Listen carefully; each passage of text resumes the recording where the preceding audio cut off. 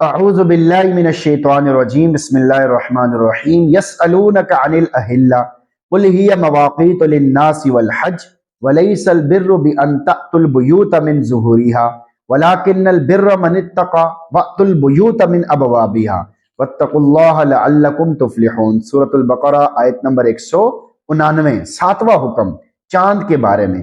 یسألونک عن الاہلہ، لوگ آپ سے نئے مہینوں کے چاند کے بارے میں پوچھتے ہیں، یعنی یہ پوچھتے ہیں کہ سورج تو ہمیشہ ایک صورت پر رہتا ہے اور چاند پہلے باریک ہوتا ہے، پھر بڑھتے بڑھتے بڑا ہو جاتا ہے، پھر گھٹتے گھٹتے باریک ہو جاتا ہے، پہلی حالت پر آ جاتا ہے۔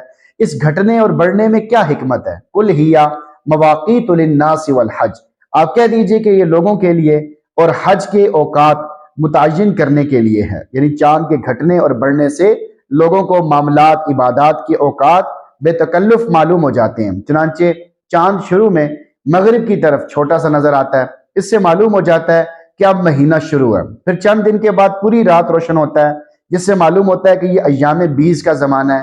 پھر اخیر میں مشرق کی طرف چھوٹا ہو کر نظر آنے لگتا ہے اور 1-2 دن بالکل نظر نہیں آتا، اس سے معلوم ہو جاتا ہے کہ اب مہینے کا آخر ہو رہا ہے۔ اس سے لوگوں کے معاملات جیسے معینہ مدت پر ادا کیے جانے والے قرض، اجارات، کرایوں وغیرہ کا علم ہوتا رہتا ہے۔ شمسی مہینوں سے بھی اگرچہ یہ چیزیں معلوم ہو سکتی ہیں، مگر وہ لوگ جو جاہل ہیں یا جنگلوں میں رہتے ہیں وہ ان سے معرفت حاصل نہیں کر سکتے، جبکہ چاند سے ہر چھوٹا بڑا عالم جاہل سبھی حساب کی معرفت حاصل کر سکتے ہیں۔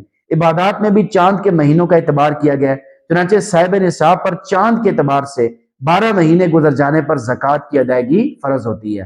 جس عورت کا شوہر وفات پا جائے اس کی عدت چاند کے اعتبار سے 4 ماہ 10 دن ہے۔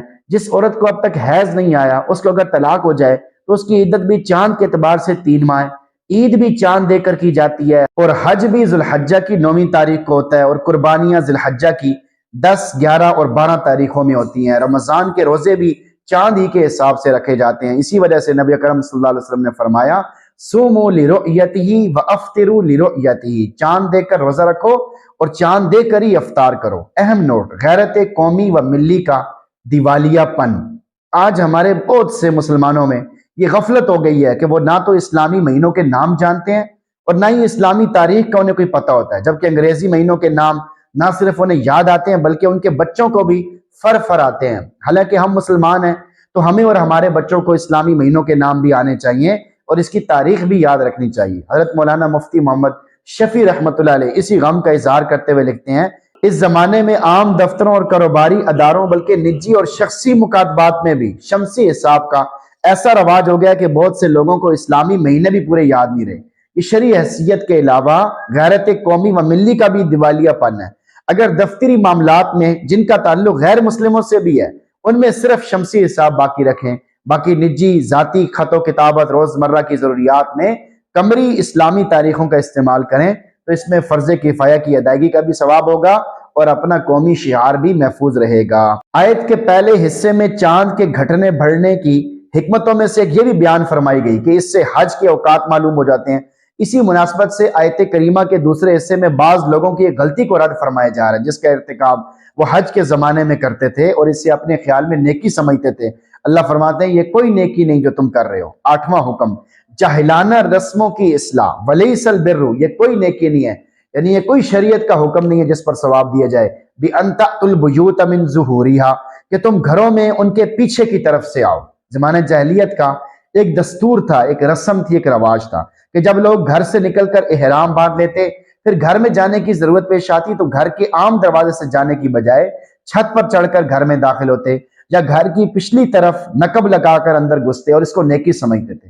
بعض نئے مسلمان بھی اس غلط فہمی میں مبتلا ہو گئے، ان کی اصلاح کے لیے انہیں یہاں تنبیہ کی گئی وَلَٰكِنَّ الْبِرَّ مَنِ اتَّقَىٰ، لیکن نیکی یہ ہے کہ انسان تقوی اختیار کرے، یعنی اللہ رب العزت کے حکم کی مخالفت سے ڈرے، لوگوں کو جہالت والے کام کرنے سے روکے۔ وَأْتُوا الْبُيُوتَ مِنْ أَبْوَابِهَا، تم گھروں میں ان کے دروازوں سے آؤ۔ وَاتَّقُوا اللَّهَ، اللہ سے ڈرتے رہو، یعنی اپنے تمام امور میں اللہ سے ڈرو کہ کہیں اس کے حکم کی خلاف ورزی نہ ہو جائے۔ لعلکم تفلحون، تاکہ تم کامیاب ہو جاؤ، یعنی اللہ رب العزت کی ناراضگی، اس کے عذاب سے نجات پالو، اس کی رحمتوں کے مستحق بن جاؤ۔ بس اللہ رب العزت نے ہمیں تنبیہ کر دی ہے کہ اپنے ہر معاملے میں تقوی کو اختیار کرو، تقوی ہی فلاح و کامیابی حاصل کرنے کا ذریعہ ہے۔ آیت کا میسج آپ کے نام۔ نمبر 1، ایسی کسی بھی چیز سے قرب الہی کبھی بھی نہیں مل سکتا۔ اس آیت سے معلوم ہوا کہ جس چیز کو شریعت نے نیکی اور قربت الہی قرار نہ دیا ہو تو اس سے قرب الہی کبھی بھی نہیں مل سکتا، بلکہ اس کو نیکی سمجھنا الٹا پکڑ کا سبب بن جاتا ہے۔ نمبر 2، ایسے آدمی کے دل سے حکمت کے چشمے جاری ہو جائیں گے۔ جو آدمی تقوی اختیار کرے گا، اللہ سے ڈرے گا اور اللہ کا شوق پیدا کرے گا، اس کے دل سے حکمت کے چشمے جاری ہوں گے اور اس کے تقوی کے بقدر اس پر اسرار و رموز منکشف ہونا شروع ہو جائیں گے۔ احادیث کے صحیح مطالب، قرآن کی آیات کے صحیح مطالب اس کو سمجھ آنا شروع ہو جائیں گے کہ قرآن کیا کہہ رہا ہے، قرآن مجھے کیا سمجھانا چاہ رہا ہے۔ بعض آدمی قرآن پڑھتا ہے اور قرآن سے کوئی اپنی ایسی بات سمجھ لیتا ہے جو اس کی مراد نہیں ہوتی، اپنی طرف سے اس میں کوئی بات سمجھ لیتا ہے جو بہت بڑی تباہی کا سبب ہے، اور وہ تقوی نہ ہونے کی وجہ سے، اللہ سے تعلق نہ ہونے کی وجہ سے، اللہ سے نہ مانگنے کی وجہ سے کہ آدمی اپنی طرف سے کوئی بات کہہ دے اور تمام مفسرین کو یا دوسرے علماء کرام کی پرواہ نہ کرے کہ انہوں نے اس کا کیا مطلب بیان کیا ہے،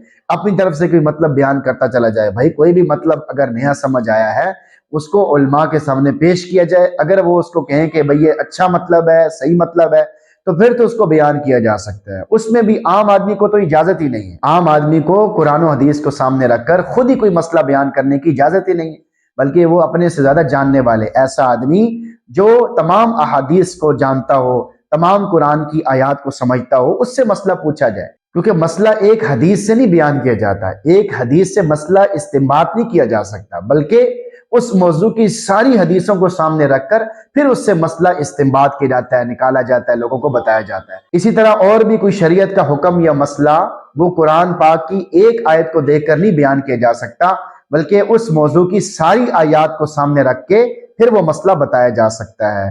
اللہ تعالیٰ سے دعا، اللہ تعالیٰ ہم سب کو یہ سارے قانون، شریعت کے قانون سمجھنے کی توفیق نصیب فرمائے اور علماء کرام سے جڑے رہنے کی توفیق نصیب فرمائے، اور ہمیں قرآن پڑھنے، سننے، سمجھنے کی بھی توفیق نصیب فرمائے۔ آمین۔